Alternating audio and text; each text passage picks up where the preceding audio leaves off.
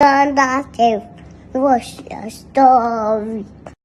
To my younger self, what's your story? To my younger self. To my younger self. To my younger self. To my younger self. To my younger self. To my younger self. To my younger self. To my younger self. To my younger self. To my younger self, what's your story? To my younger self, what's your story?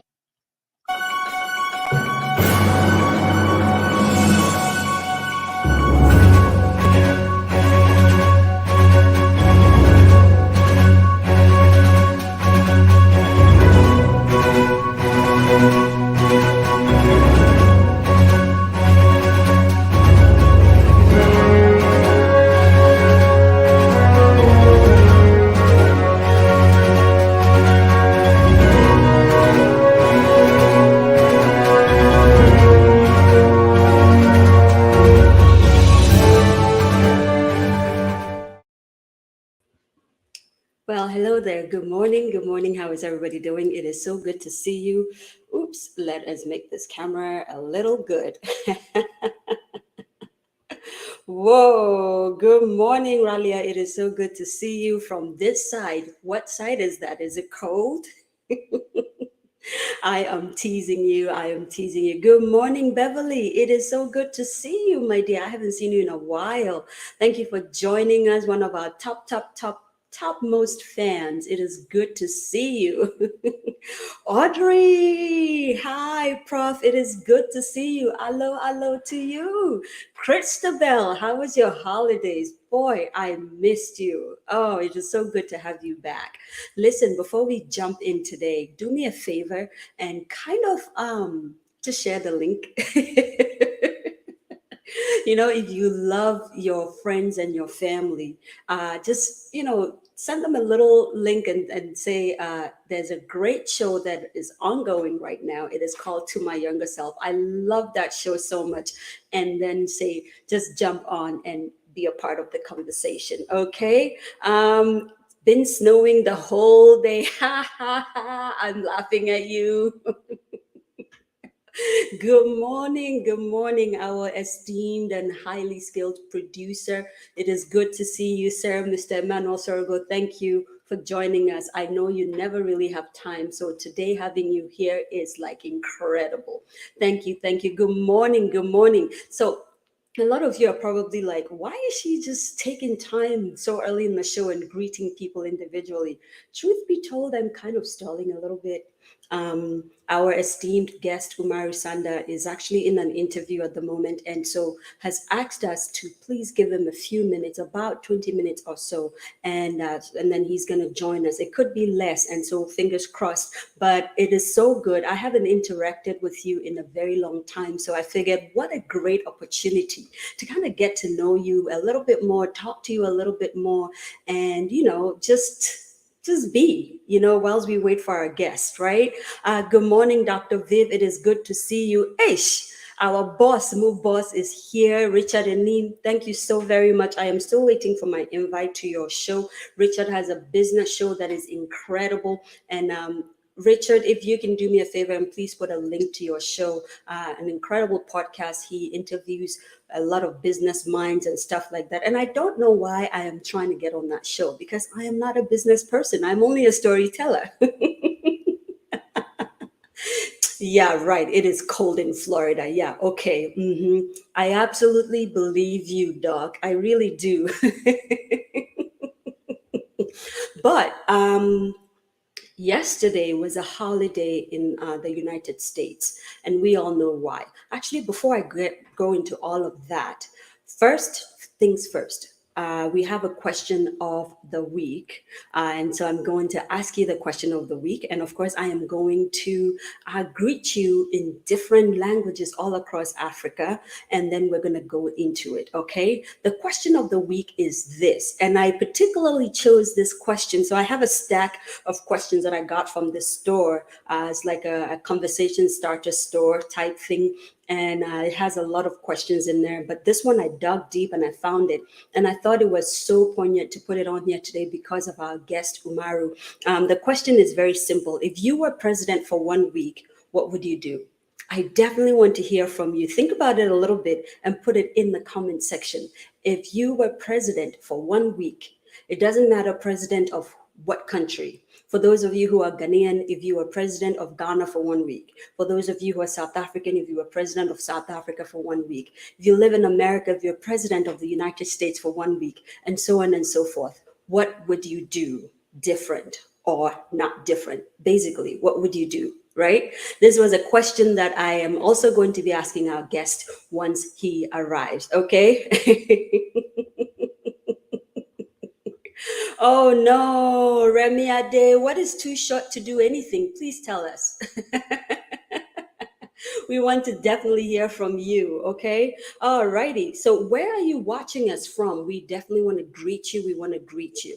It is so good to see you. Barakadazua, sanunkodazua, yayade, kakwana lafia. I really, really hope you slept well. Ken to you, tuma tuma, fuduawela, tuma anwela. We are grateful to have you here. Honestly, I just greeted you in Hausa and also in Kosal. Ndinao to you, if you speak Ewe, Wezo, Leke, I really hope you're doing well. It is good to see you. I just greeted all of our friends from the Volta region of Ghana. Eteseng, Akwaba, Umuntidenya, Mawachi. It is good to see you. I greeted you in all the Akan dialects. Well, I wouldn't say all, but some of them. For our Fantis and our Chi speakers and Ekrapim speakers, I just greeted you, okay? Sawubona ni to you, to our Zulu speaking friends, Bella to you, Ibiokibari to you. I really know I am butchering this mochi part. I know I'm not saying it well, and our executive producer is always laughing at me because I don't necessarily say it right. But I promise you, I am trying. Te oyo ten to you. If you speak Ga and you are in Greater Accra region, Greater Accra parts. What am I saying? You guys know what I'm saying, right? I haven't had my tea yet, so I'm. But if you speak Ga, wherever you are in the world, we greet you. We greet you. Ojeko to you. Thank you for joining us. Lale to you. If you speak Arabic or Chadian Arabic, we are greeting you. Itiom Afe to you. Also in Chadian Arabic, it is good to see you. Ekaro to you. If you speak Yoruba, thank you for joining us. Nagadef to you. All of my Wolof speakers. In fact, I like to say all of my Yusundo speakers. For me, Wolof equates Yusundo. Crazy, I know. Jumbo to you, habari gani to you, habari yao subwe, yaure to you. It is good to see you. Thank you for joining us. I just greeted you in Swahili. Thank you so much. Kotong to you, amuhelang to you. If you speak Sesotho, I am greeting you. It is good to see you, all of our Botswana friends. Thank you for joining us. Nyase to you, Aloy Domilaki. It is good to see you.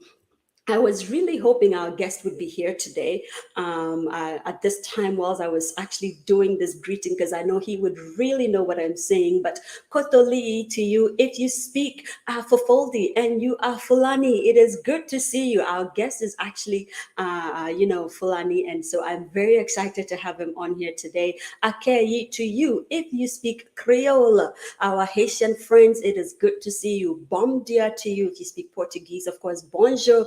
Bonjour, no, buenos dias, imaraba to you. Welcome, welcome, welcome. Again, do me a favor. Please, please, please go into that little box that says share, and share with your friends on WhatsApp, on Facebook, on LinkedIn, on Twitter, Instagram, wherever you can share. Do us a favor and share. I also greet all of our YouTube viewers, our LinkedIn viewers, and of course our Twitter viewers. Thank you for joining us. Okay, all righty, let's see. Creating job opportunities for the people. What are we talking about? Did I miss a conversation? I think I just missed a conversation. What are we creating? Oh, I know. Okay, to my you're talking about question of the week. Is that what Remy was saying? Remy is saying that is too short. Okay, here's it, Remy. Dream with us. Let's say that 1 week is long enough. What would you do?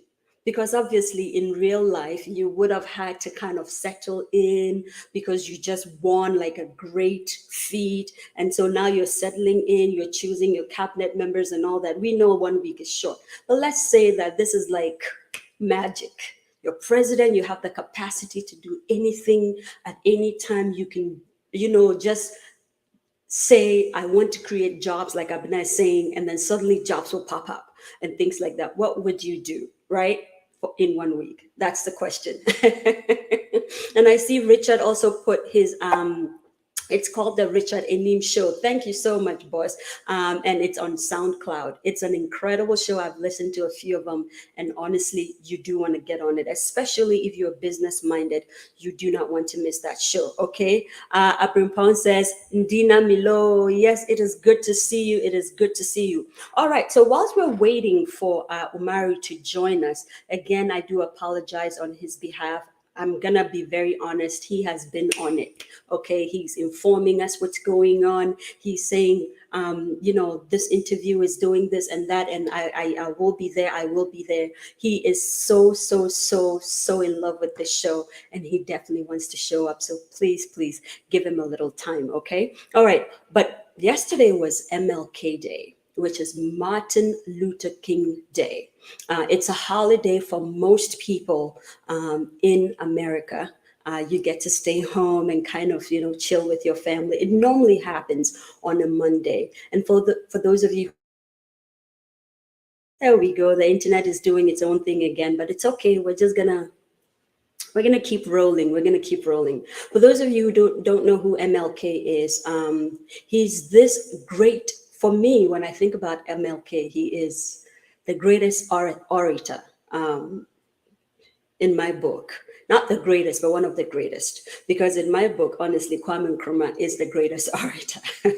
And you do not need to ask me why Kwame Nkrumah is the greatest orator.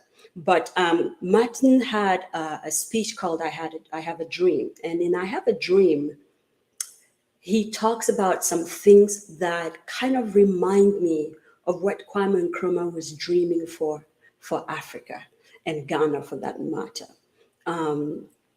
We all know what happened to both of them. Unfortunately, both great men, Kwame Nkrumah and MLK, were, one was ousted, but in my book, I would call it an assassination, because the moment he had to leave Ghana, that in itself was an assassination. And then the other one was assassinated. But both of them died not necessarily fully realizing the dreams they had for the continent of Africa. And in Martin's case, for the people of African descent who were transported here through no fault of theirs, right?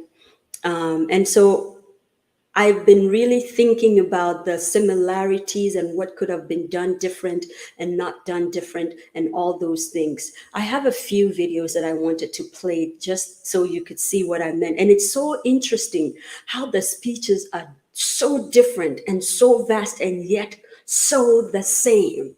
Exactly the same. How did you spend your MLK Day, especially if you live in America? I want to hear from you. Did you even think about these guys? Did you think about Kwame Nkrumah?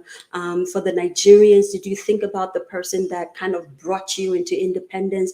Anywhere you are in Africa, did you think about Patrice Lumumba, for example? Did you think about Jomo Kenyatta, for example? Did you think about Sankara, for example? All those things.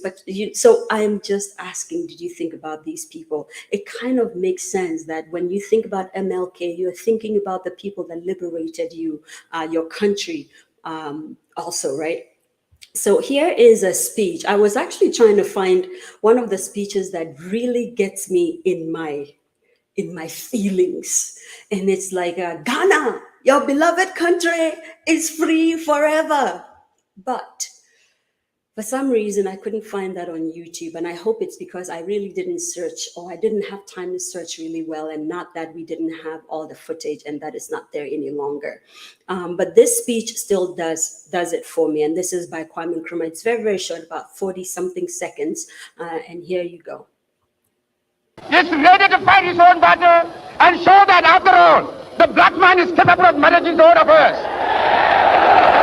And my last warning to you is that you all should stand firm behind us so that we can prove to the world that when the African is given a chance, he can show to the world that he's somebody.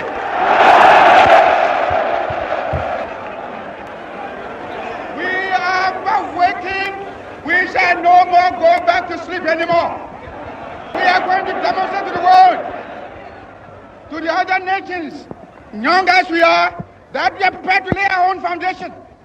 As I said in the assembly just a minute ago, I made it point that we are going to say that we create our own African personality and identity. Whew, what it must have been to actually be in that crowd. Do you know anyone who was actually in that crowd? This is something, it's a dream of mine. I want to be able to sit with someone who was actually in that crowd, who was grown up enough and was excited and waving a handkerchief and just listening to Kwame Nkrumah give this speech. What it must have been to be in that crowd. But some of the things he said was that the African man is capable of managing his own affairs. And for me, that meant no matter where the African person was, they were capable of managing their own affairs. First, what did you think of the video? That's one. And two, what do you think Kwame Nkrumah would be saying today, especially for those of you who are Ghanaian? Are we doing well? Sounds like a very crazy question to ask. Do you think we're managing our affairs the way Kwame Nkrumah was dreaming of? Who had a dream, right? He had a dream. And yeah, did it happen? Is it happening, right? Let's see who is in the room. Let's see who's in the room. The question of the week is, if you were president for 1 week, what would you do? If you were president for 1 week, what would you do? Indeed, you can put yourself in any president, okay? You can say, if I was in Nkrumah for 1 week and I had all that Nkrumah had for 1 week, this is what I would do. I definitely want to hear from you. Let's see who is in the room. Let's see. Ooh, Lady Juliet is here. Good morning. Is London cold? Well, thank you so much for joining us. Incredible woman. I really love Lady Juliet. Thank you so much for joining us. Doris, it is good to see you. Pastor Teresa, oh my God. Mother General, thank you for making time to join us. Who else is here? Yes, the man was an orator. And then also he was a great dreamer. I mean, he had such incredible dreams, not just for Ghana, but for Africa, to the point where he was using a lot of time and resources and investing so much into the liberation of almost all the African countries. He was doing incredible things. Now, let us juxtapose that dream. Actually, before I do that, let's see.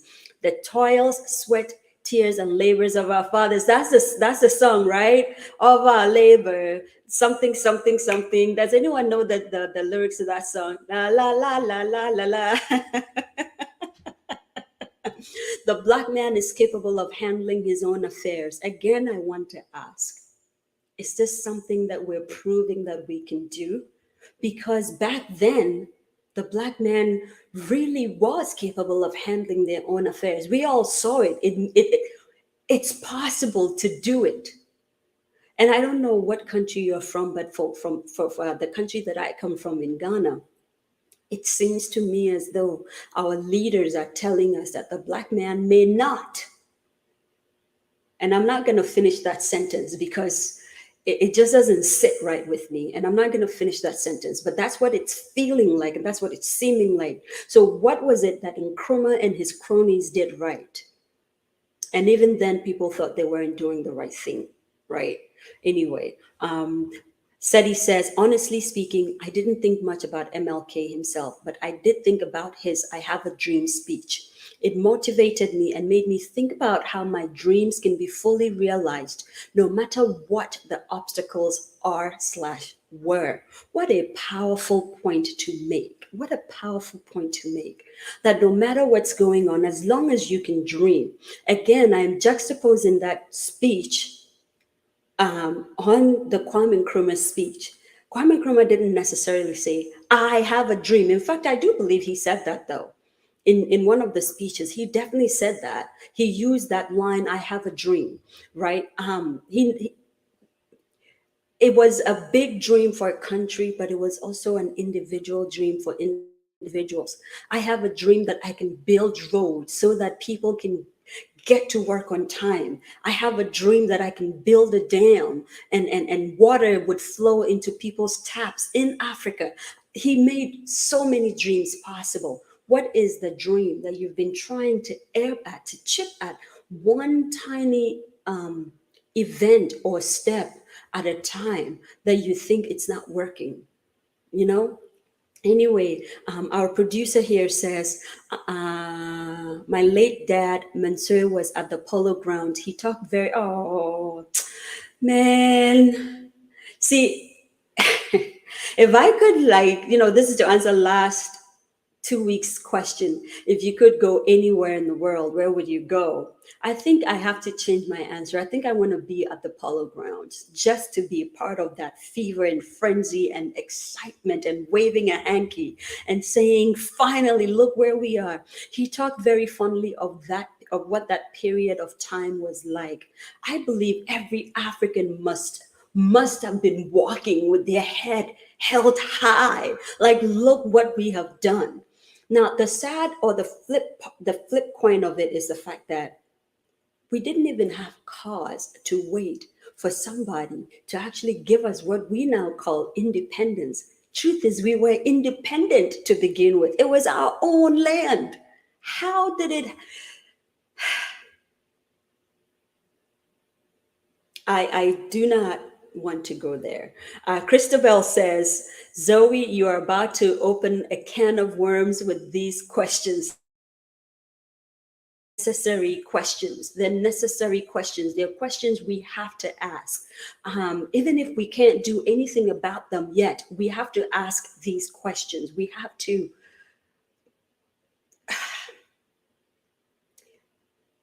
Yesterday, I was in conversation with a few people because something had surfaced about some things that are happening in Ghana, and somebody who is living a double identity and who is a preacher man and has 2 passports and a diplomatic passport. It's messy. And some of the questions I was asking is, how can a man of God use the name of God to rob his own country? The second question was, how can someone who, this is not a political show, so we're not going to go into it, but as you can see, I'm very, very emotional about it. As we're waiting for Umaru to join us, these are some of the questions I kind of want to ask. Let's stop there. Again, it's kind of like a can of worms, right? So we're not going to really go into it, but the questions have to be asked. We have to keep asking these questions, and we have to be bold about it. Hi, Dr. Hanatu. It is good to see you. It is good to see you. Seti says, I believe wholeheartedly that the Black man is capable of handling his own affairs. However, in fact, I said the however the way I know Seti would say it. She will say, however, this can only be realized when we put away our greed, selfish desires, and political bigotry. I could not agree more. You are so on the money, and you are so on point. Let's see who else is here and who is talking about this particular conversation. Antidori says, how did we let go all that our leaders died for? That's the thing that kills me. Like, people died for this. People shed their blood for this. And we are just mismanaging it. And rather we're allowing others to mismanage it. That's what's happening. We're allowing people to mismanage it. We're not necessarily asking the questions. But at what point does the questioning even stop? And what kind of action must we take? Yesterday, I made a very scary statement to one of my friends. We were chatting. He sent me something I was reading, and I said, I reckon this must have been some of the things that necessitated people like Jerry Rawlings. Not a very, at least the beginning of Jerry Rawlings back in Ghana was not, for most people, not a very pleasant experience. A lot of things went down that were not supposed to have gone down, and maybe it could have happened differently. But I'm also seeing how sometimes you can talk and talk and talk and show evidence and blow it up, put it in the media, let everybody see, but then it seems like the entire nation is asleep. But maybe the entire nation is not asleep. It's just that we all want to live long. And so we try to keep all the sighing and the heaving inside of us. And so you look for, and that's why Jerry Rollins was literally called Junior Jesus, right? Please, for those of you who are historians, if you please correct me if I'm wrong. I want to believe it's probably because, and I wasn't alive for that, so I definitely could be wrong, but it's probably because the entire nation was speaking for a couple of years, and the leaders, whoever they were not listening. They were busy, too busy, looting, right? And he said to me, we're not looking for another Rollins episode, but something has to be done. Something has to be done. The question is what?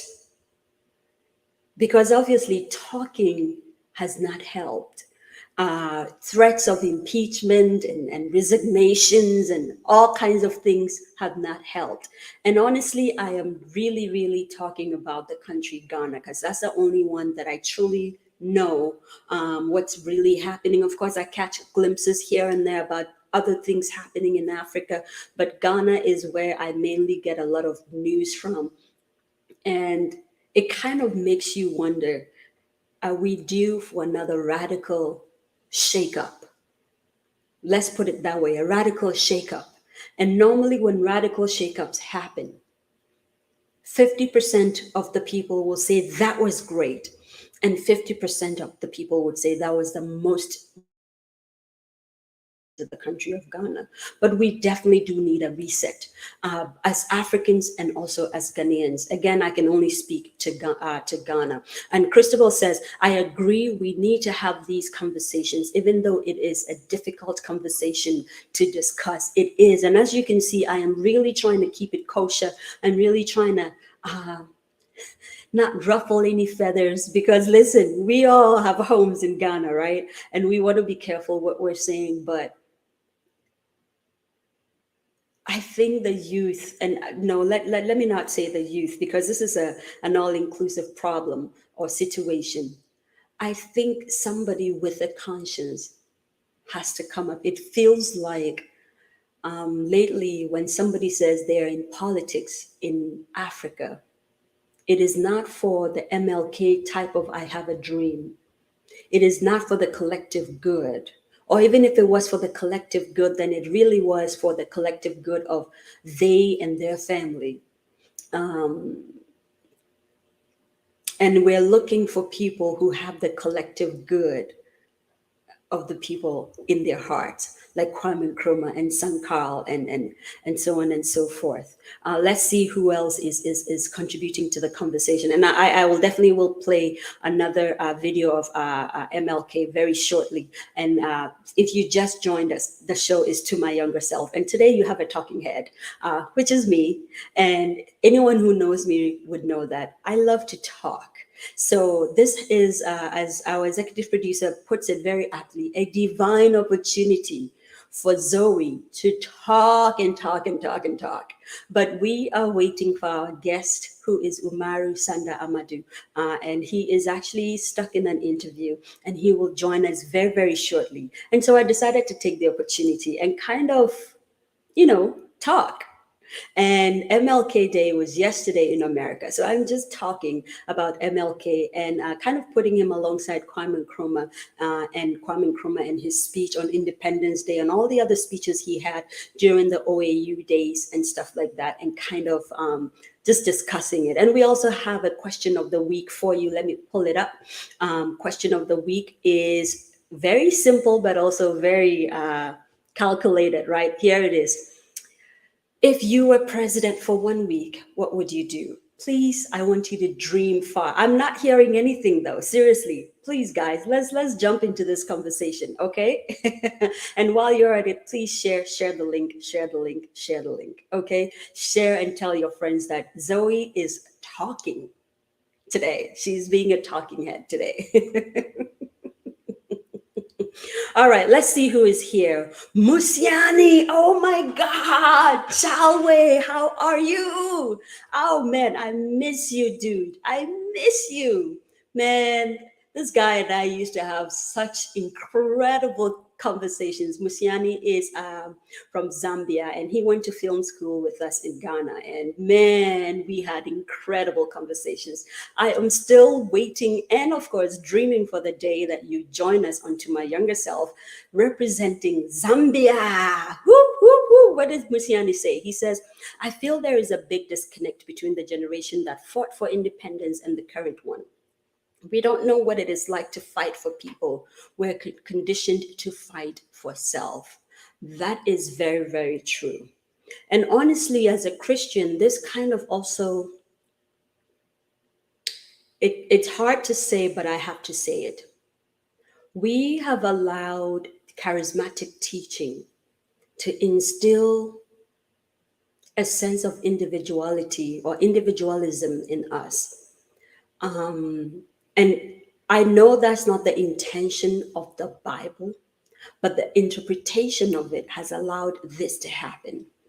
When we say things like this, I shall be the head and not the tail, that's a great blessing for ourselves. But automatically, we begin to think that we're the only ones that need to be at the top.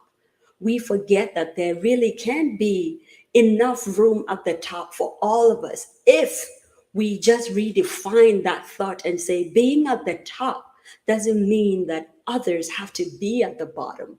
And that's not what Jesus meant. And so I'm kind of just putting all of this together just so we've allowed that conditioning, all those seeming blessings. We forget that God was blessing Israel as a nation and not as individuals. And he picked, but those leaders were blessed as a nation. Anyway, I'm going to stop there because I could go on and on and on. Doris says, animal farm scenarios call for people like Jerry Rawlins. It is sad to even come to this point, but it is true. Because honestly, that is what it feels like is happening. And you don't know if the other part of it will be different. And so that's what happened. We had an animal farm type thing, which is still happening now. And that's why people like Jerry Rawlins were necessary. Let's see what Sani says. Guys, Umaru Sanda is actually calling me. Would you do me a favor? This is a show that we're real. Okay, let's put him on speaker and we'll see. Umaru, I'm on the show and you are on speaker. So careful what you say. I'm ready now. I'm ready now. Can I hop in? Hop in. Yes. I just finished my interview now. Oh, thank you, my brother. Yes, hop in. I've been talking and talking for 30 minutes. We'll see you soon. Okay, bye-bye. All right. I told you he's been on it. Okay. But Sani says, radical shakeup is necessary at this point. Yiga, oh my God, Yiga Solomon Apwa. She says our problems in Ghana now is very painful. We need to come together. But Yiga, that's the point. At what point do we actually see ourselves as the one people and not people of different tribes? How does that begin to happen? And that's why I'm saying in order for us to shake up, we need a one unifier. I do not know if that person is a Rollins type. But before Umaru comes in, let us play this because we want to definitely pay homage to MLK. Here's a video I truly love about him.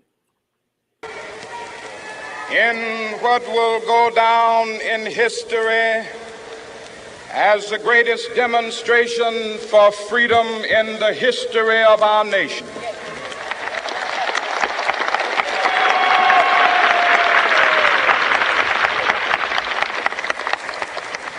Five score years ago, a great American in whose symbolic shadow we stand today signed the Emancipation Proclamation. This momentous decree came.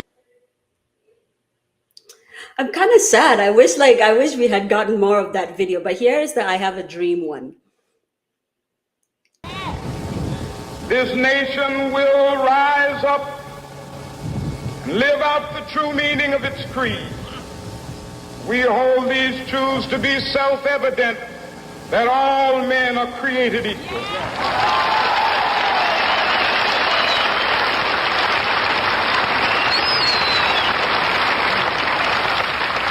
I have a dream that one day on the red hills of Georgia, sons of former slaves and the sons of former slave owners will they be able to sit down together at the table of brotherhood. I have a dream that one day, even the state of Mississippi. You know what? We're gonna cut it short because Umaru is here, and we're just gonna jump into it. But Musiani, I see you, and I cannot wait. Thank you so much for responding. There's so much going on in the comment section right now, and we're gonna come back to it as soon as I introduce our next guest storyteller. So bear with me, guys. It looks like today's show is gonna be a little longer, but hey, we love To My Younger Self, right? So what's another extra 30 minutes? But let me introduce you to Umaru Sanda. Umaru Sanda Amadu is a Ghanaian broadcast journalist and show host on the City TV conglomerate and also on their frequency modulation station. He is best known in Ghana's media circles as the Cowboy journalist. I'm going to let him tell you why or how that name came about, okay? In 2012, Umaru won the Radio for Peace Building Africa Award held in Kigali, Rwanda for his documentary titled The Fulani Revealed, and has continued to win several awards after that year, including the Water Sanitation and Hygiene Media Awards organized by the Stockholm International Water Institute of Sweden and the Water Supply and Sanitation Collaboration Council. He's also won Radio Personality of the Year at the Muslim Achievers Awards 2017, and there is so Umaru attended the Esutuari Junction DA Basic School in the Shai Sudoku District. I hope I said that right. Sudoku District.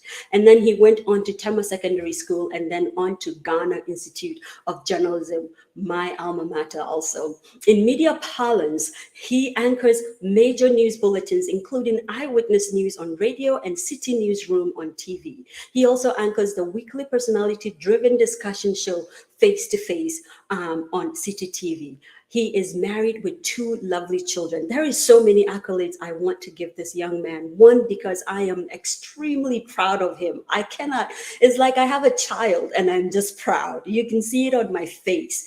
I truly, truly, truly just absolutely love this guy. And I know a lot of you do also.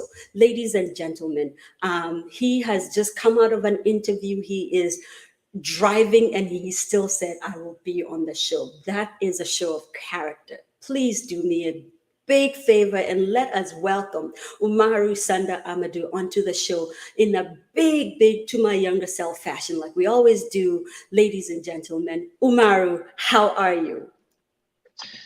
Hi, Zoe. I'm very well, and thank you so much. I'm happy to join all of you, and I must first of all apologize. You know, journalism is not predictable, and No, it's not. I could just not predict my day. I had to rush in for an interview. The guest didn't show up in time because he went to court. He just came in. He's a lawyer, and it's for my show tonight, my TV show tonight, and that's where I earn my salary from. So I decided to be patient and do it. But I also terribly apologize that I'm coming in late, but I'm happy to be with you guys. Oh, it is so good to see you. And they're already welcoming you. They're saying, welcome, Umaru. It is so good to see you. Before you jump into your storytelling, we have a question of the week for you. A lot of people have answered already. We've been also talking about MLK Day and Kwame Nkrumah because yesterday was a holiday in the United States because of Martin Luther King. And so we kind of took opportunity to talk about that. So here's the question for you, and maybe you'll answer it before the show ends. If you were president for 1 week, what would you do? Wow, that's too short.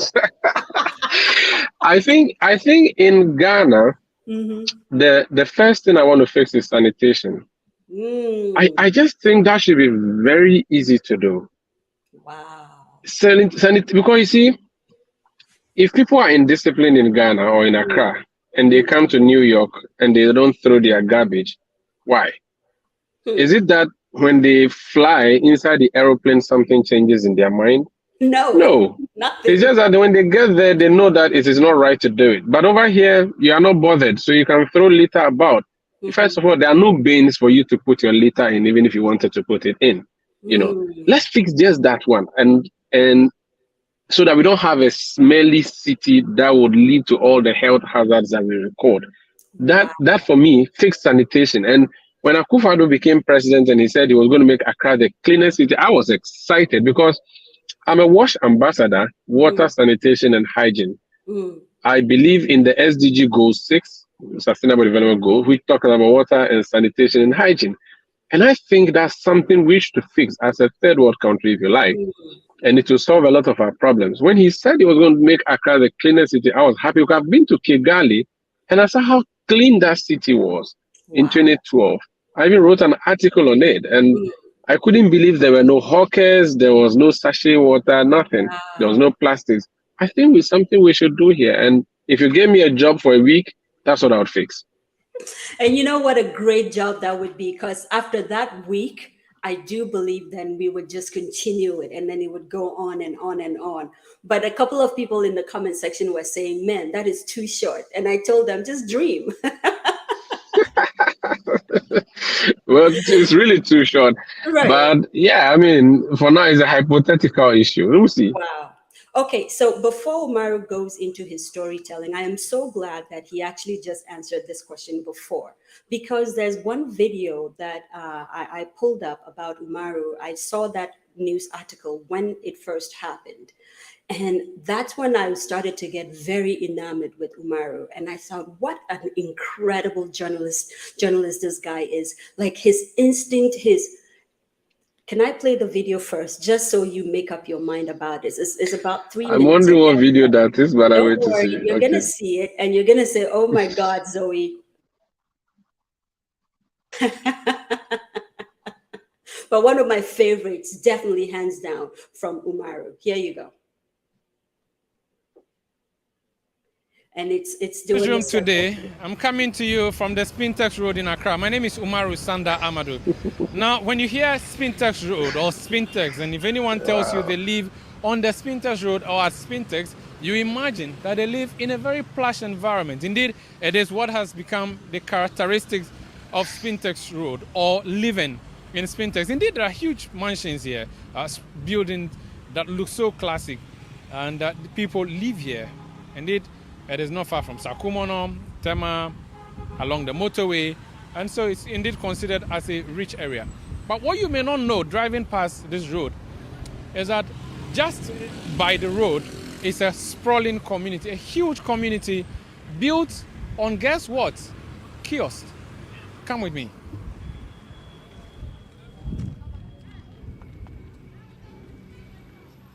Now, typically this would be kiosks that you would find along streets where people sell the usual items, sometimes food. But you may not also know that this is actually someone's chamber and hall. This is someone's self-contained. This is someone's whole life's earnings. This is someone's place of abode. Now, this is a fenced area, and someone has decided to carry kiosks, wooden houses, and plant them here. On the rooftops, you can see satellite dishes for those who can afford, but it's mostly a slum community. Join me today on the City Newsroom as we tell the story of a slum in a city. So this is a compound, a very maybe sizable one if you like. There's some vegetable in the middle there. I don't know if it was deliberately planted or it grew from the dump site. I'm going to move this a little along, guys, just so you kind of to the point where I wanted to. Let me show you this part. This is the part that really What's your name? got me. Sorry, say that again. Kono Samboy. Okay. This is your house? Yes. Is a shop as well for you? Yes, my wife. Where is she? She's inside. Okay, when you say inside, I'm really trying to understand where is the inside and where is the outside. Okay. We have. Let's take it. Here is the store, and then the second one is there, where we have been sleeping. This is a kiosk, right? Yes. Can you let me join you into your house? Is that would you allow me to come inside? I want to see what you have, how you live. Okay. Okay, thank you. Welcome. Call. Okay, so first of all, this is a. All right, so help me understand. This is a porch, maybe. This is a porch, and so tell me the portions on your house. Here is where we have been selling. So this is your market. Here is my market. And you have a TV there as well. Yes. Okay, then what is behind me? What is at this side? This place is called what? This place, is corridor. It's corridor. Yeah. So this is what, veranda? Veranda, yeah. Which other part of your house? Can you show us? Yeah. Okay. Call. I go. Oh, mommy is sleeping, huh? Yes. Wow. This is your bedroom? Yes. How long have you lived here for? I've lived here. Can I just say, when I watched this, first I cried, but the thing that didn't escape me was Umaru's respect for the space this guy lived. The knocking and saying kokoko. You don't know what that does. It was the empathy with which he was doing the reporting. It wasn't necessarily he saying, oh my God, look where this person lives. It was saying, Ghana, there is something going on here, and how can we help fix this? And it was the respect with which he did it. What incredible reporting. I decided to bring this up today just so you see the kind of storyteller we have for you today. Umaru, I want to ask you to comment on this. I hope that you won an award for it, because I know you weren't doing this for an award, but if I was an award giver, I would definitely give you an award for this. Can you go ahead now and just kind of go into storytelling? Because if we were going to stay here, it would take us the whole day. But the floor is yours. Take us. Zoe, thank you. When you asked me to choose a story to tell, actually, I have not thought of a story to tell. But having just watched this, and thank you for pulling that up. I actually didn't see this coming. I mean, when you said you're going to bring one up, I was wondering which one you're going to pull. And we always this story, that, so that was a surprise.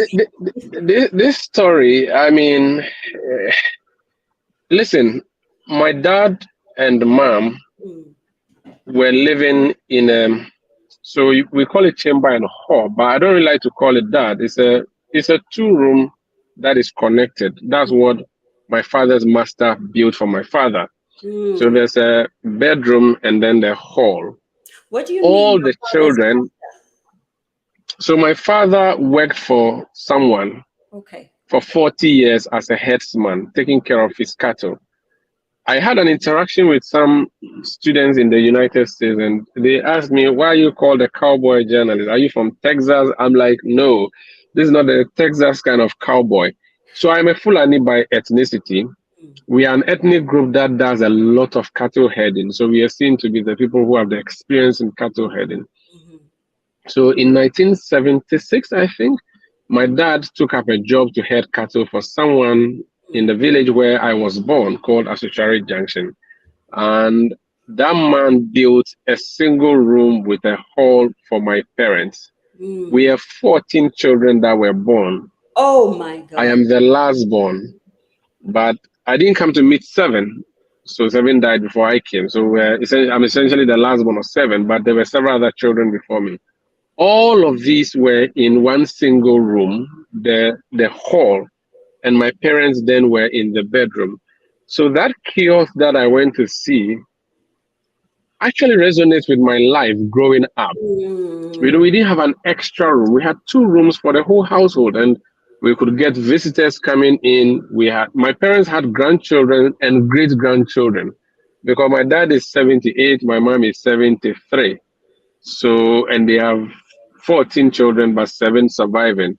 And I'm the last born. So you can imagine, even me, the last born, I have 2 children, 2 daughters. You can imagine how many children there are, as in grandchildren there are. And there are some of these grandchildren who have also given birth, and so they have great grandchildren. So imagine all of us being packed in this little room. For me, when I entered that kiosk, it is a story that came to mind. And that is how I grew up. And to my younger self, it is a story I immediately remember as a child growing up.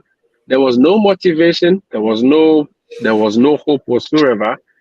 There was no way out of that slum. It was really a crazy one. And so if you could just give me a second, let me talk to my producer. Yes, I'm on the I go to no, I go to Tesano. But I'm not going now. I have to finish this first. Okay, make this sit down.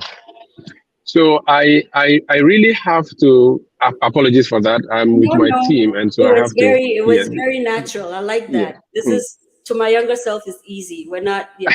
Continue. Yes. So Fred, use that other. So I really have I remember how painful it is that you live in a community where there are no motivators. First of all, there was no mentor when I was schooling. There was no role model. I didn't know what I wanted to become.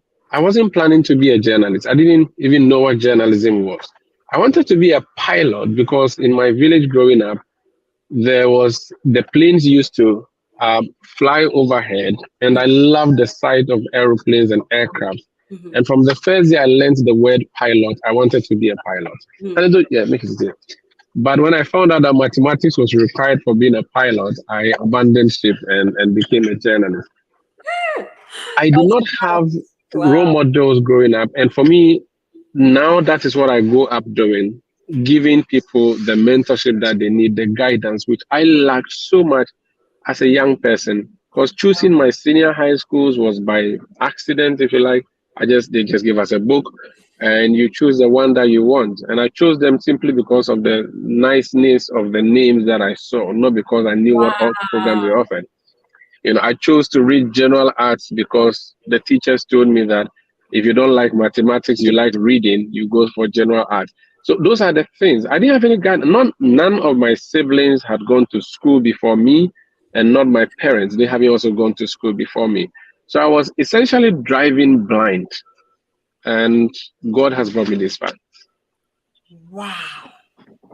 Oh my goodness. What an incredible story. And I know you kind of told us this little story as an answer to the video I just played. I know you came with a story that you wanted to share. And so I'm ready for that. But let's read a few, as I was playing the video, a few people came with some comments. And let's see. Our producer, Emmanuel Sorgo, he said, wow. Lady Juliet says, I like the kokoko. Ralia Sorgo says, I like how he says kokoko. Auntie Dory says, I am in tears. Kofi in Canada says, whoa. I know just seeing that, he was just like, my goodness, I can't believe this. Emmanuel says, this has really touched me. There's usually so much to be grateful for. That is so true. And that's why I like the kind of stories Umaru does, because it kind of grabs the stench in society and shoves it up your nose so that you cannot just sit in your air-conditioned home and think all is well just because you have an air-conditioned home, and then you also realize, why are you always fighting for more? Anyway, we're gonna leave it there, but there's so much comments coming in, but I'm gonna let you continue with the story. So to my younger self, this was what, 5 years old, going into 11 years old. I was driving blind. First of all, I go to school because my mother said go to school. It's not because there was no plan that, okay, you go to school, you finish, you go to college. Or I didn't even know what the structure was. The village had a basic school all the way to junior high school. Right. So I knew that I would do that. The alternative is to go head cattle, which is what my siblings were doing. I didn't really like heading cattle because it meant going to the bush with the animals in the morning and returning at night. You are the subject of the weather. If it is raining, it's on your head. If it is sunshine, it's on your head.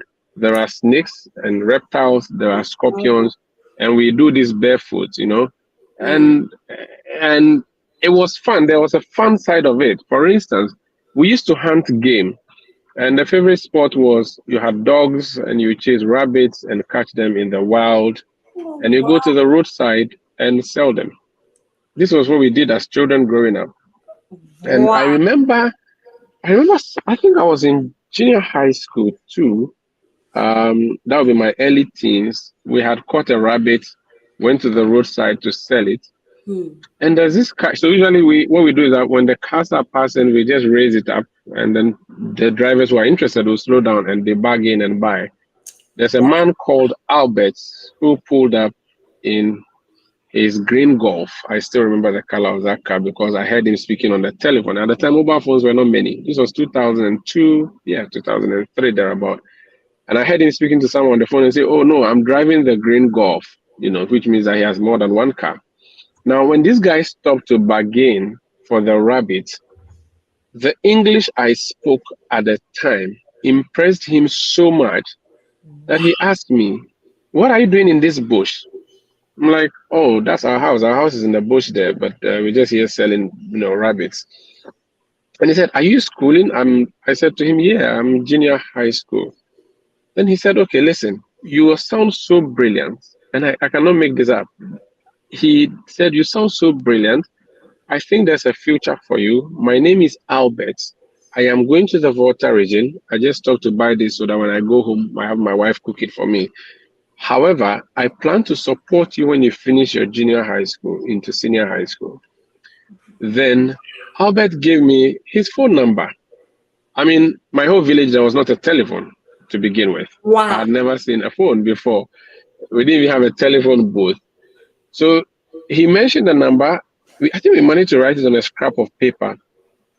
And I had to memorize the number because I worried that I would lose the paper before I get home because we're going back into the bush, you know.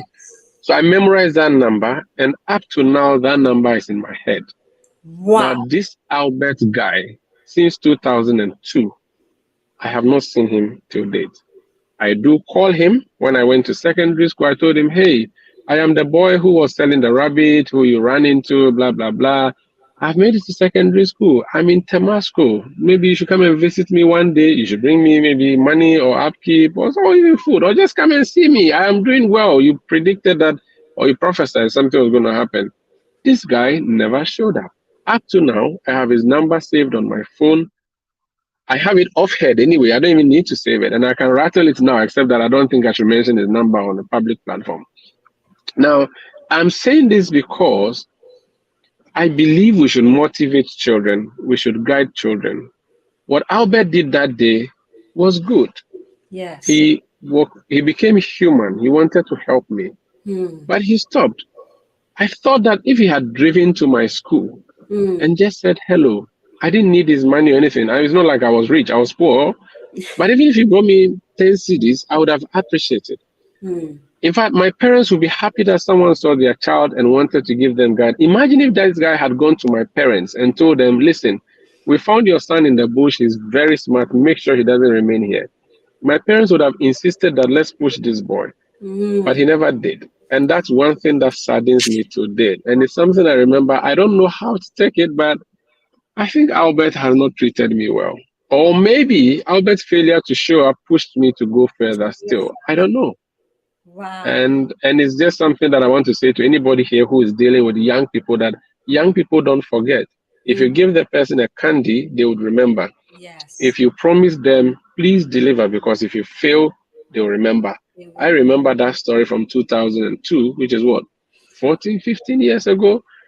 And I still have not forgiven Albert for not showing up, because he said that when he's on his way back from the water, he will stop in the village. He never did. And I feel sad about it, but let's give guidance and hope and mentorship to younger people when we meet them. And that's what I would say to my younger self and to people now who are hoping to guide young people. My God. I am so sad right now, and my brain is doing that thing. I'm saying, what must have happened to Albert? I mean, maybe he lost his property. Maybe something happened to him. Maybe he got sick. Either way, I do believe you're right. Albert should have at least picked up the phone and say, "Listen, I'm not where I used to be." And there is nothing wrong with showing that vulnerability, even if all you did was speak to the guy on the phone and say, "I cannot come to your school for one reason or another." I know people do travel. So, for example, when I left Ghana, if somebody was calling my Ghana number, it probably wouldn't get me. But in all of that, please deliver. If you did say to somebody, especially a young adult or a child, that I think you're brilliant and I will do this, the moment you said I will, that is binding, and it really does go a long way. I am so happy. Look at you now. Like I can't imagine. Like every time I see him, I'm just like, Sorry, let me just come in. So he hasn't thrown away that number. He mm, hasn't traveled out of the country. Maybe he did and came back. mhm. But he called me when I became a television star and said, No. I can't believe this. He said, you're the one I saw on the TV, right? I'm like, yeah, thank God you called me finally. I'm still here waiting for you.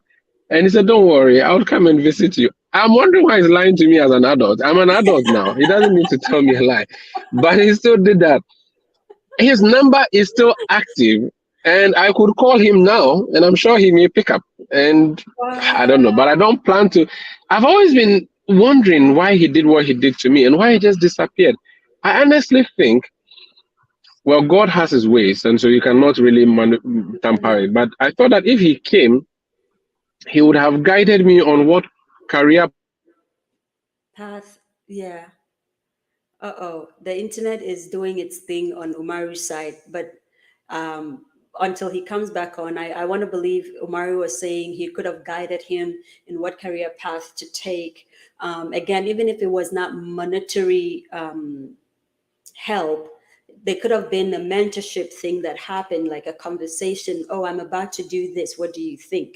But it could also, his ability of not responding or his not responding could have been a blessing, because sometimes you don't know the character of a person to say, you don't know.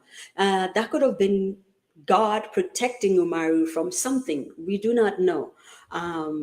So Umaru, you are stuck. I don't know if you can see us, but you're stuck. So I'm gonna wait for you to come back. But that is such a sad story, but also an inspiring story for me, because it also tells you that sometimes all you need is that one word. And maybe, I think Lady Juliet put it up there. She says, "I think his failure to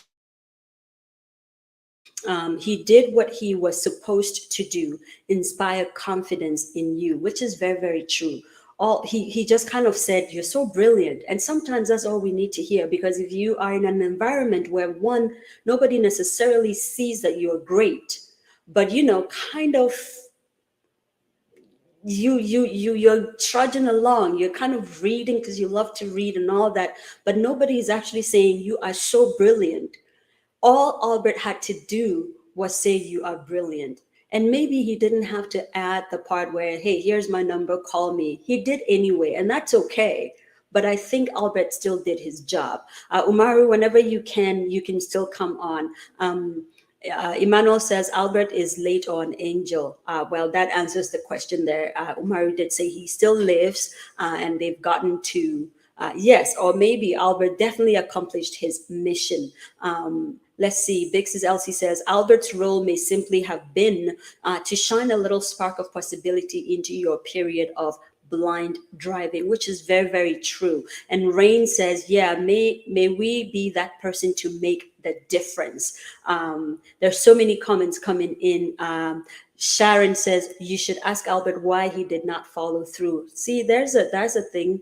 Umaru, if you're still listening, hopefully you are, or you can kind of jump on whenever you get a moment. I would ask him. I said, "Listen, I really kind of was hoping that you would show up. What happened?" And maybe he would tell you, listen, I wasn't good at the time, or this happened or that happened, so you never know. You never know, right? Auntie Doris says, God uses us. He does not make deities of us. This is true.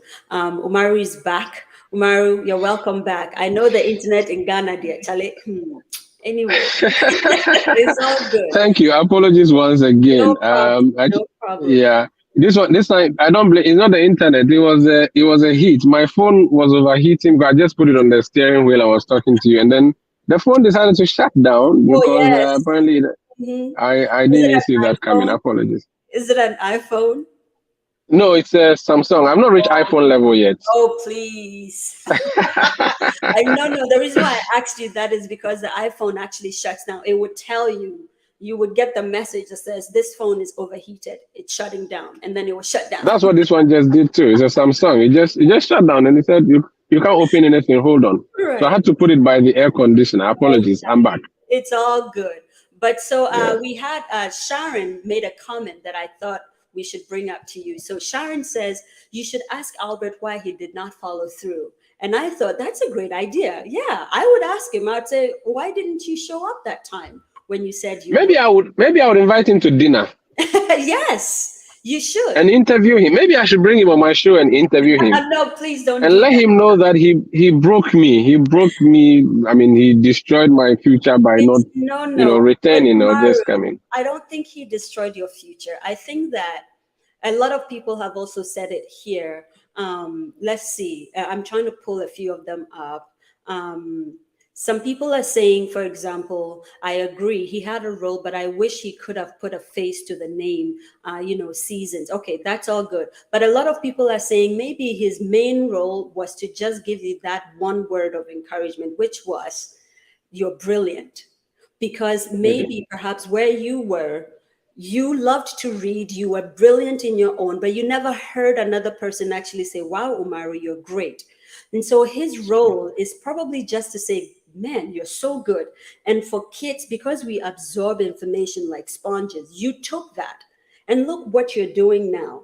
And honestly, today Uncle Bendo Chemalo put on his page the Komla Dumont Award for journalism and stuff like that at the BBC. And I don't know why, but there's two of you that I thought about. And I said, there was two people I thought about, and you were one of them. And I thought, not that the BBC is all that, because you're really doing great in Ghana. But I really, really thought this guy has the potential to do what Komla Dumont did and more.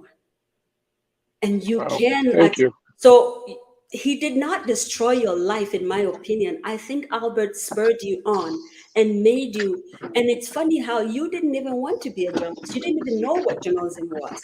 But that one word, you are brilliant.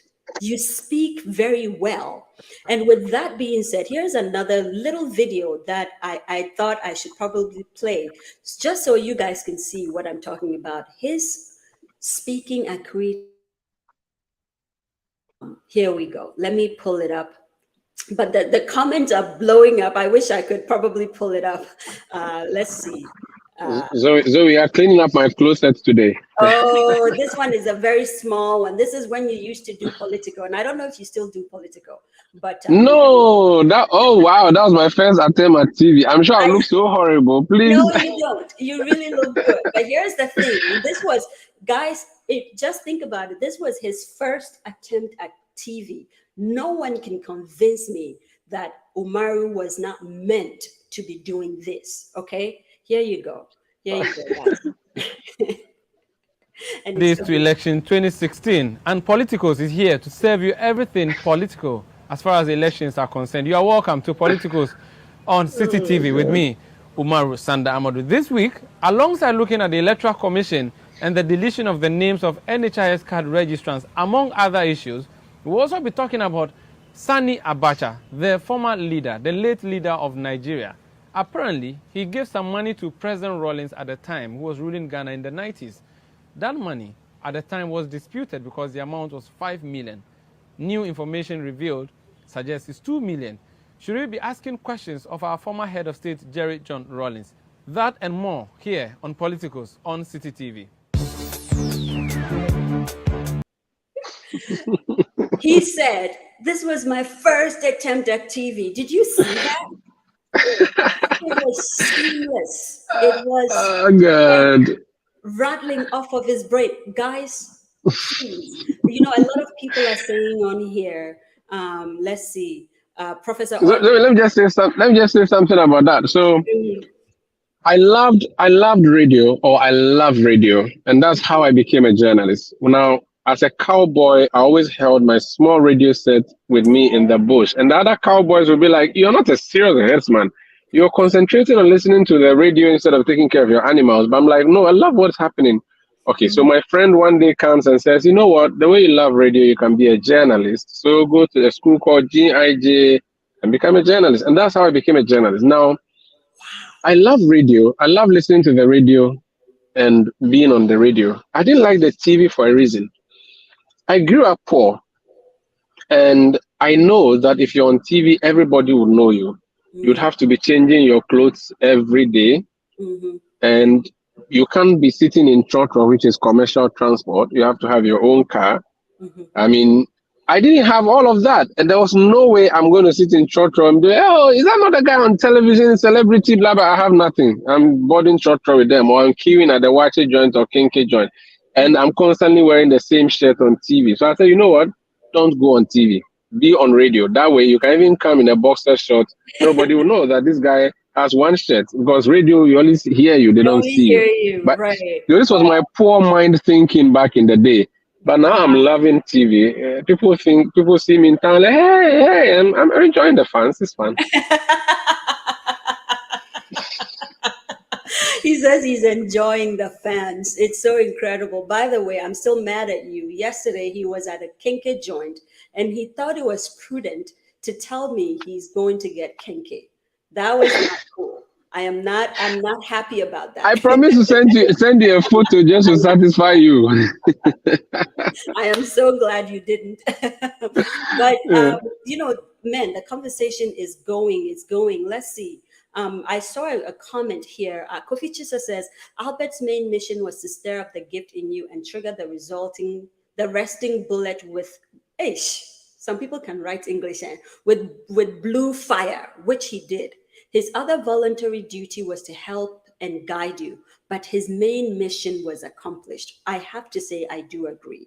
His main mission was accomplished. But again, look at you now. Like when I see that video, that political, and I've watched a lot of that, you know, those videos when you were doing, there was one you did, one of the MPs or like a political figure was murdered, and, you know, you had to do the covering. It's the intro, the opening of it, the matter of fact of it, but also the sadness. I don't know how Umaru manages to invoke that and still stay matter of factly. That's a gift that not a lot of journalists have.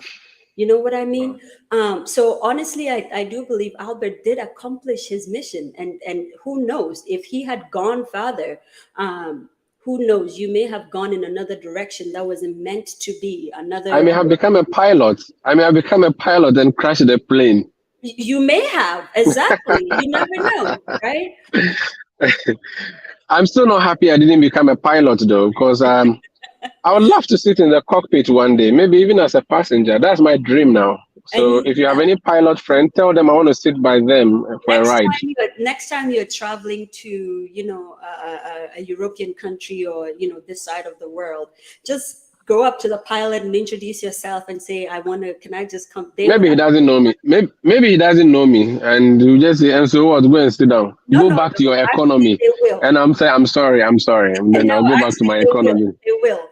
The pilots that fly out to Europe and this side of the world, they actually do indulge passengers a lot, and they will. Okay. And you just tell them. I think you would have a lot of fun with that. Let's see. There's so much going on in the comment section.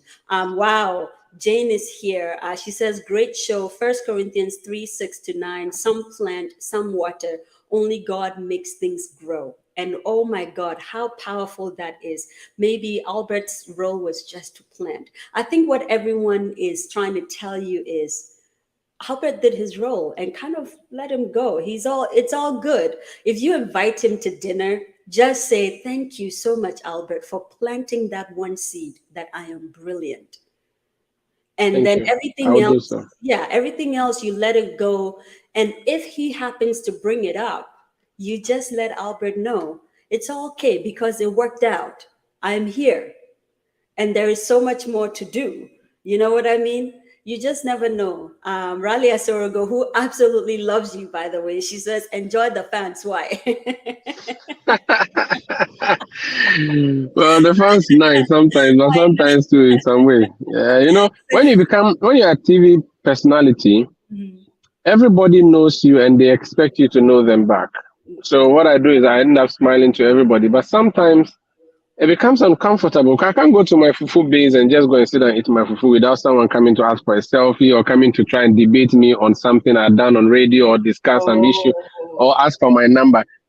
I mean, during the Christmas period, I went with my family shopping. We're in the mall and people will come and say, "Oh, hi, your show, this one, I really liked it." I'm like, "Can I have a family time?" But they won't give it to you. I love to swim a lot. I go to the swimming pool. I'm in the pool swimming, minding my business. Someone will swim and come close to me. Chale, I beg, if you be Umaru Sanda, no. I'm like, "Oh, no, not again." But that there are comes with positive the sides territory. because doors open for you when you get to places. I mean, I go to the hospital. I don't queue when the people see me and realize who I am. They give me preferential treatment. I go to the airport at arrivals, for instance, immigration guys will say, "Oh, Charlie, you can pass." You And know, they so won't maybe I ask could. you, they won't be asking you for solid, like They for won't ask. They won't ask for tips. And the uh, police people at checkpoints, I mm, mean, a lot of them was, "Oh, Charlie, you, everything good, yeah." I remember because one day, go and please don't tell the IGP this. I ahead. jammed the red lights. Maybe I listening. jammed the red light. I jammed the red light, and the police gave me a chase. I didn't even know I had jammed the red light. I think my mind was somewhere. They caught up with me, and they say, "Hey, slow down." So I stopped. They said, "Sometimes you." I'm like, "Yeah, what happened?" "You jammed the red light." I said, "Charlie, I never." "Charlie, you said I didn't need your number. I make you do some story for me, some area. So you give me your number." And the guy drove off and left me. Wow. I mean, if I wasn't on TV, I wouldn't have. I'm sure I would have either paid or gone to sales. So Yes. maybe there are positive sides. Thank you. There are positive sides, and I don't know particularly if that story is one of the positives. I do believe not necessarily that you go to sales or even pay the guy, which means that the system is not necessarily working, but definitely you Hmm. deserve the ticket, you know? That's true. and That's true. But I'm and not going to provide the evidence, so the right. police cannot investigate me now. That crime is long past. But for a country, for a system to work, definitely for anyone that runs a red light, whether you are the president of the country or not, you did deserve a ticket. But then you're That's absolutely true. right that the positives are there. Somebody is laughing at you. Ralia says definitely you'd have crashed the plane because your maths is not good if you had become a pilot. And it's funny. The first time I got close to an aircraft was when an aircraft crashed in Accra. An aeroplane crashed in Accra. I'd never seen a plane at close quarters. We always saw them fly in the sky. We always loved them. Anytime the aeroplane was passing as children, we used to sing "Lone play, oh, lone play, oh, lone play" till it leaves. You know. I'd never, and even when I started journalism, I never gotten close. So this was 2011 or was it 2012?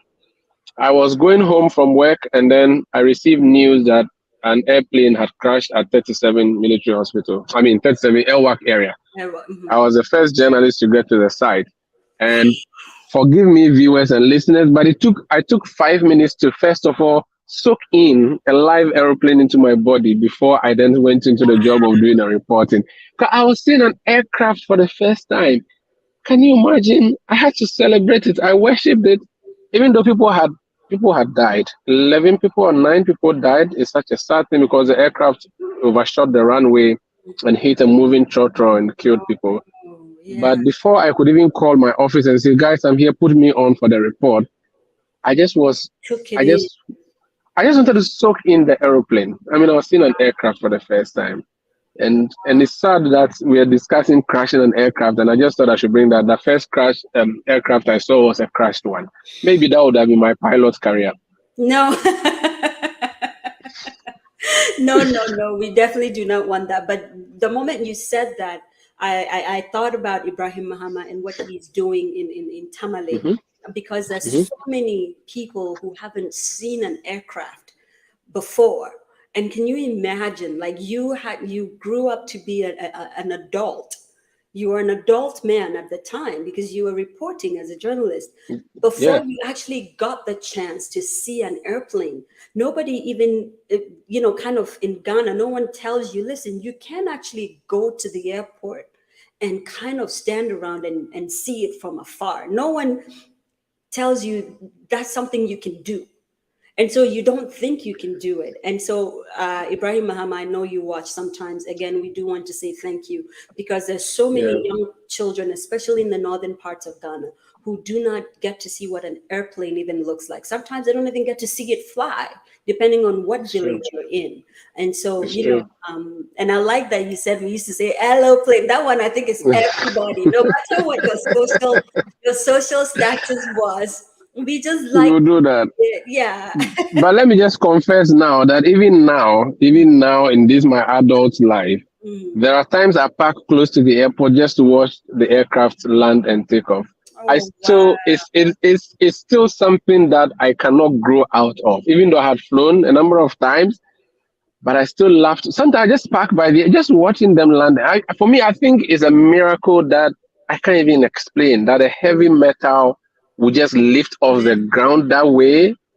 I still can't get my mind around it. And maybe until I sit in the cockpit, I don't know. Maybe one day.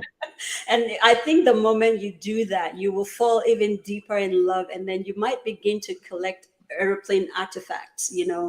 Some people begin to collect like little toys, replicas, and stuff. Then they put on their stand, and they have a collection. It's like those who love trains, would collect true. that 1980 something train, and 20 something train and stuff like that, and have like a little collection of their own. And you could do that. But the thing is this, though, it is never too late to take flying lessons. You can take flying lessons. But Just mathematics is still in the corner, so you don't forget. I still have to no, pass maths, and I don't like maths. no, but you don't have to be the pilot to take flying lessons. You don't have to go to pilot school, because there's Okay. always someone in front by you. They're teaching you just how to fly it for a few minutes, sometimes 30 minutes, and you pay someone to teach you that. Maybe Sure. next time you're on this side of the world, we figure that out. No problem. No problem. We'll do so. Thank Flying you. Thank you. but your love for it is so palpable. I thought to just say, you can definitely. I love that we're having this a storytelling time and also conversation time. And thank you for answering that question. If you were president for 1 week, what would you do, guys?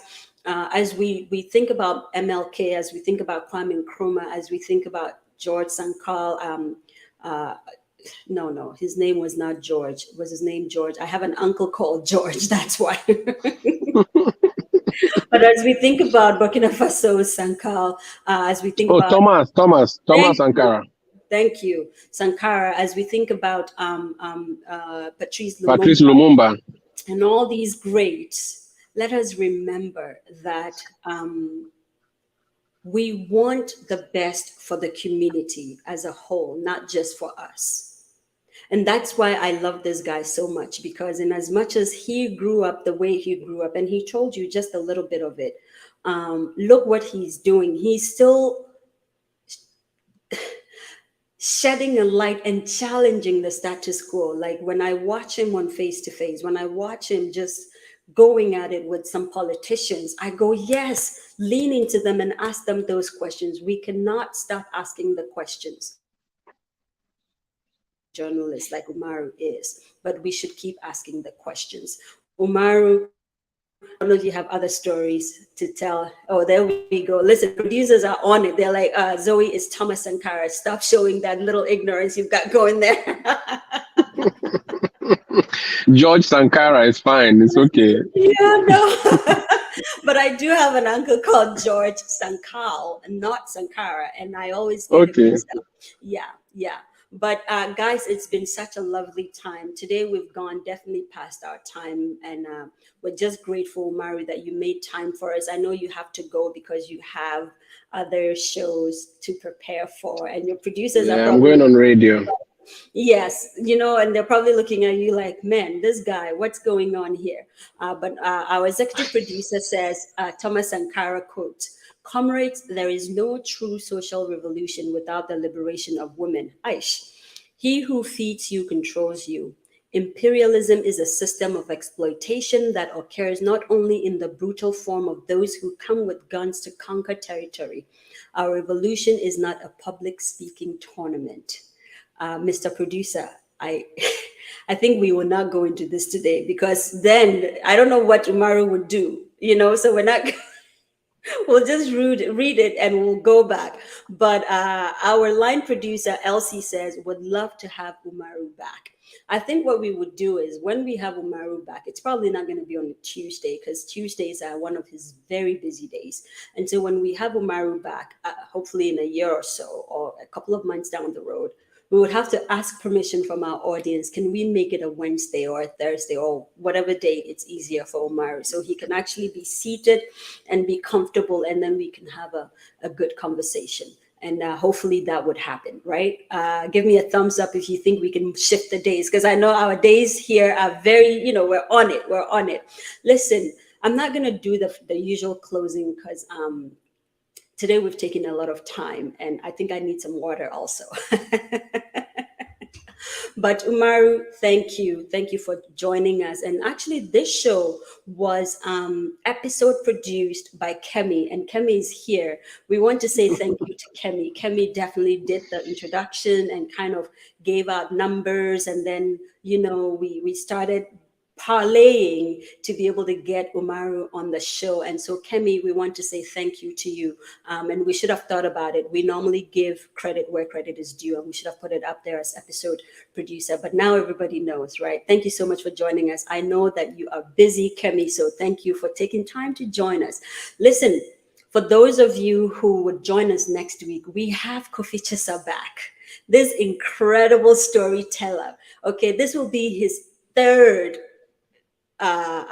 appearance on the show. He would be the only person to have actually chalked that mark. Okay, we've had two-timers, not two-timers in that way. We mean someone who's come twice, who's actually been on the show twice. He'll be the only person in the history of To My Younger Self to be on the show 3 times. Okay, he deserves a medal. He's gonna come and share stories as he always does. And Pastor Kofi always comes with some stories that make you go, this happened to you? My goodness, right? So just stay ready. We're gonna put the information out there. Again, I want to thank our donors. It's right there on the ticker. You guys are always on point. Thank you so much, Rose Machayo, Jane Fiorito, Mr. EKD, and Auntie Araba, and all of you who give us stars, who send us money through Zelle and Cash App. And it's ridiculous how you guys do that. I want to say thank you. Thank you for doing it. God bless you. This is the reason why I get to wear cool t-shirts, because you guys pay for it, right? All right, guys. We're going to just sign off. Umaru, we always let the guests tell us the last thing for the show. So what would be your advice to young adults, really to Ghanaians and Africans for that matter? So there's a motto that drives me. That motto is determination is my driver and my brakes are faulty. So imagine you were a vehicle and the driver is called determination, that guy who never stops. And the brakes are also not even working. It means you're just moving. And for me, that's what drives me. As any child watching us anywhere, what I want to say to them is, I made it out of the darkness. If you are in the light, you have no excuse. I didn't have anybody at home who would help fix my homework. I didn't have anybody who would guide me and say, do this or do that. But I have come this far. You who has an iPad, who has a mobile phone watching me now, the first time I saw a water closet was when I came to secondary school. The first time I slept in a house with electricity, in a room with electricity, was when I came to secondary school. And yet, this is how far God has brought me. It means He could take you to the moon. So you have no excuse if I could make it. And let determination always push you. That's what I would say to any young person watching us today. Thank you, Zoe, so much. And thanks to the audience. Yes. Thank you so much for coming. And we will see you on the flip side, Umaru. And we're just going to pull up our closing statement. Okay. All right. We'll see you soon, Umaru. Thank you so much. Okay. Bye. Yeah. Bye.